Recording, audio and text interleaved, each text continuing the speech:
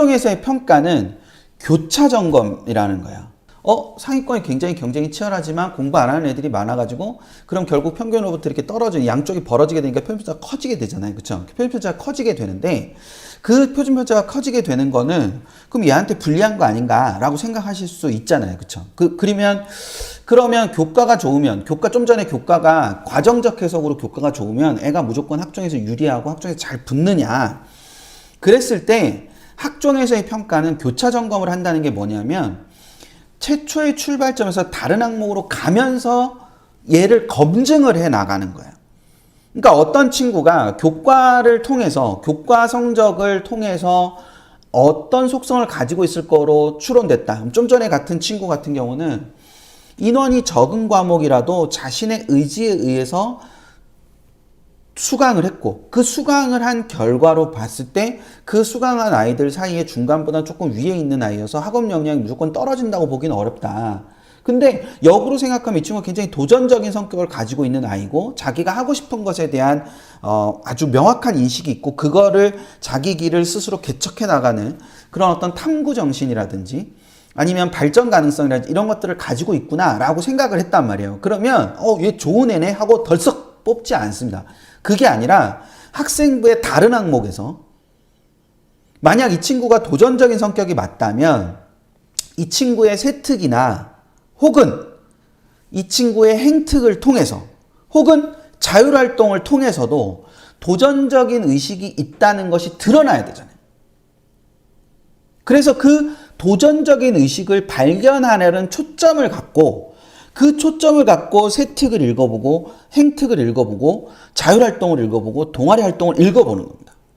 그러니까 이 최초의 출발점은 이 아이가 이런 모습을 가지고 있을지도 모르겠다라는 거를 하나의 출발점으로 또는 하나의 관점으로 제시해주는 역할을 하는 거예요. 자기소개서가 있는 경우는 자기소개서가 그런 역할을 할 수도 있고 학생부의 어떤 특정한 항목이 그런 역할을 할 수도 있는 겁니다.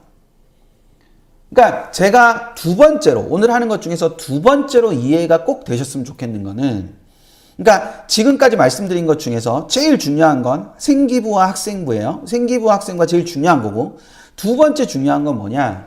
학종에서의 평가라는 건 교차 점검이라는 것이 된다. 그래서 최초에 무엇인가로부터 출발해서 그 무엇인가로부터 출발한 아이의 속성을 다른 항목에서 찾아서 그 아이가 그런 아이가 맞는지를 검증하려고 한다라는 것이 핵심이라는 거죠. 그 부분을 생각을 굉장히 잘 하실 필요가 있습니다.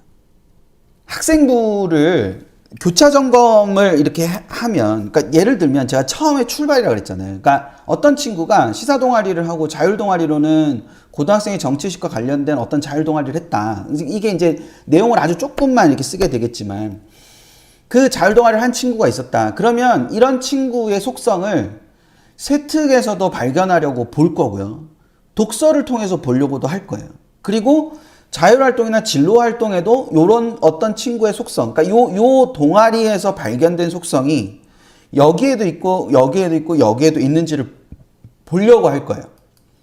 세특에서는 그래서 이 학업 역량과 발전 가능성, 즉 동아리와 세특을 연관시켜서 봤을 때 이 친구가 이런 거를 탐구하는 능력이 있다는 건 학업 역량이 있다는 것이고 그것들을 더 깊이 파고 들어가거나 이거를 확장시키는 능력을 갖고 있다면 그건 발전 가능성과 관련되는 거니까 그런 것들을 보려고 할 거고 자율활동이나 진로활동을 통해서는 관심 분야가 이게 맞느냐 아니면 뭐 진정성이 있는 거냐 이런 부분을 중심으로 생각해 볼 수 있을 거고 독서활동을 통해서는 확장성이나 깊이나 연결성이나 뭐 이런 것들을 다 생각을 하겠죠.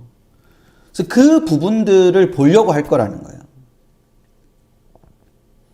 그러니까 전체적으로 그런 흐름들, 그러니까 이것들이 계속 옮겨 다니면서 무엇인가를 보려고 할 거라는 거, 그걸 이해하시는 게 굉장히 중요합니다. 이게 지금 들으시는 분들께서 더 혼란스러우실 수도 있는데, 근데 이게 제가 아는 범위 내에서는 가장 정확한 설명입니다. 그 부분을 가지고 생각을 해두시면 될 것 같고요. 자, 되셨죠? 그러니까 이게 무슨 얘기인지 이해는 되시겠죠? 예, 이해는 되시는데 그 부분들이 결과적으로 우리 아이 상황이 되면 또 다른 게 될 수도 있겠지만 지금 일단 이해를 하시는 거하고는 또 다른 문제니까 이해를 그렇게 해 주시면 좋지 않을까라는 생각이 듭니다. 되셨죠? 자, 제가 좀 전에 드렸던 그 말씀을 다시 드리려고 할 거예요. 자, 여기 앞에서 그러니까 입시라는 거는요. 전형 요소가 중요한 거고 우리가 입시에서 사용되는 전형 요소는 이렇게 네 가지가 있습니다. 네 가지. 네 가지가 있는데 그 네 가지는 이제 그 실기가 빠진 네 가지인 거죠. 원래는 다섯 가지인데 이 실기를 빼고 네 가지가 있어요. 자, 이 네 가지를 자, 오랜만에 한번 해볼게요, 제가. 이 둘로 나눠보세요. 정량적 평가 요소와 정성적 평가 요소로 한번 나눠보세요. 어떻게 되는지 정량적 평가 요소와 정성적 평가 요소로 한번 나눠 보시죠. 예. 각자 한번 말씀들을 해보세요. 예. 저 네 가지 중에서 정량적 평가 요소에는 뭐가 들어가고 정성적 평가 요소에는 뭐가 들어가냐. 예. 이렇게 한번 나눠서 한번 보시죠.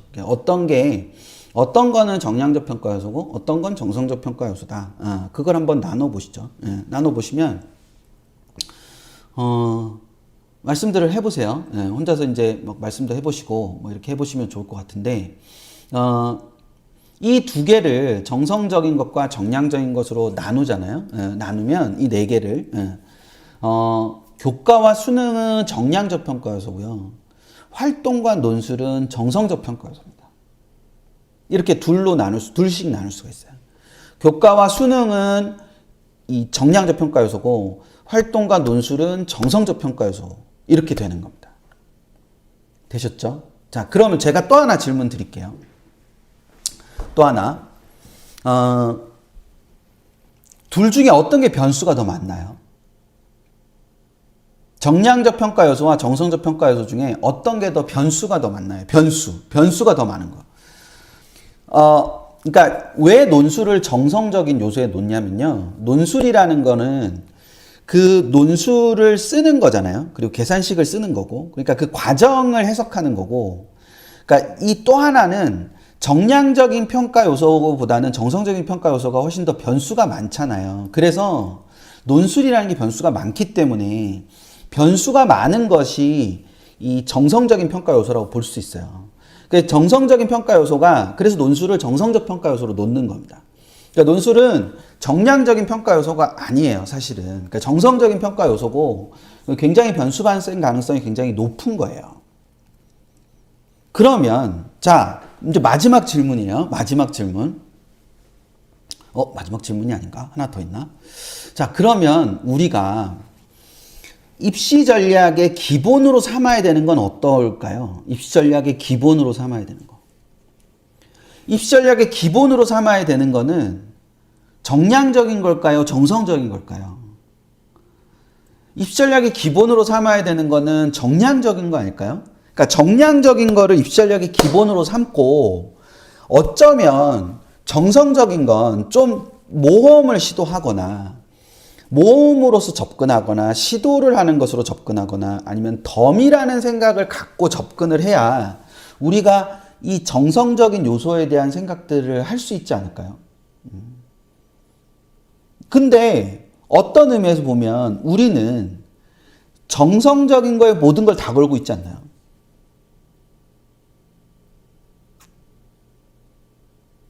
그러니까 정성적인 거에 모든 걸 다 걸고 학종으로 대학을 안 가면 안 되는 것처럼 그리고 논술밖에 길이 없는 것처럼 우리 애는 교과가 안 좋아요. 그러실 수 있죠. 수능하면 되잖아요. 수능을 하고 그 수능이라는 것을 바탕으로 삼아서 저기에 도전을 해야 되는 거죠.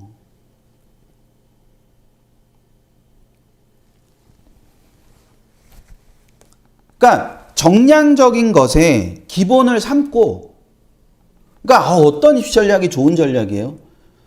교과가 우수하거나 수능이 우수한 거예요.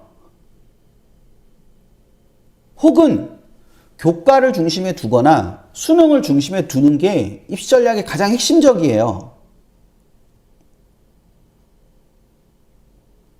그리고 아이의 특성에 따라서 학종을 덤으로 쓸 수 있는 거죠. 그러니까 기본을 그 중심성을 잃지 않는 것이 입시 전략을 세우는 데 있어서 가장 중요한 부분이라고요. 그래서 1, 2학년 때는 교과도 열심히 하고 활동도 열심히 하는 거예요. 그 습관을 가지고 결국 가는 거니까.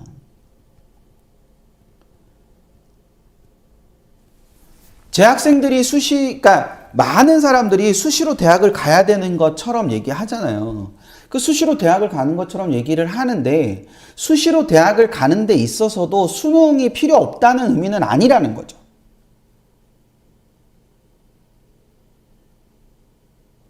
수능이라는 게 되어 있으면 그만큼 할 수 있는 선택지가 훨씬 더 많아지는 거기 때문에 할 수 있는 게 훨씬 더 많은 거이라고 볼 수 있는 거죠.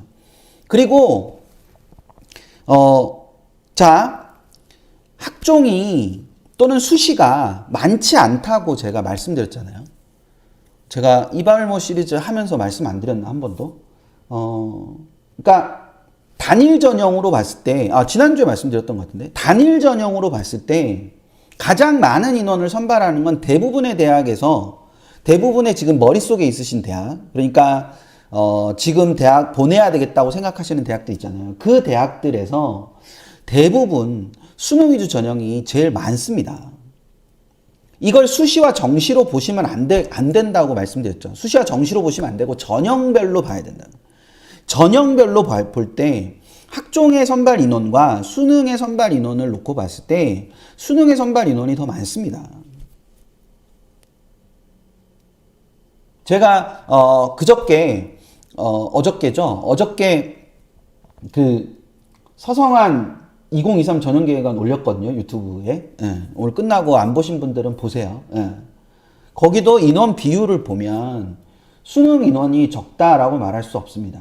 자, 그래서 제가 드리고 싶은 말씀은 뭐냐면은 예를 들어서 어떤 친구가 성대를 학종으로 너무 쓰고 싶어. 성대를 너무 학종으로 쓰고 싶은데 내신이 안 좋다고 생각을 해서 성대를 써야 될까 말아야 될까. 근데 활동은 좋아.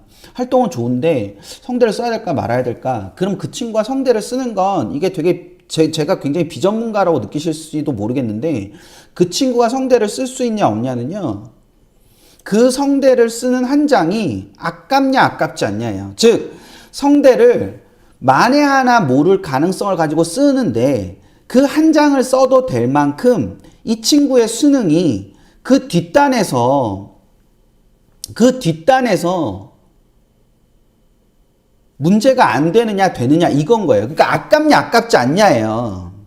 그러니까 원하는 것을 쓸 수 있는지 없는지가 초점이 아니라 그 한 장을 쓰는 게 아까운 원서냐 아깝지 않은 원서냐 혹은 아까워도 던질 정도로 우리는 뒷배가 있느냐 없느냐가 초점이라는 거예요.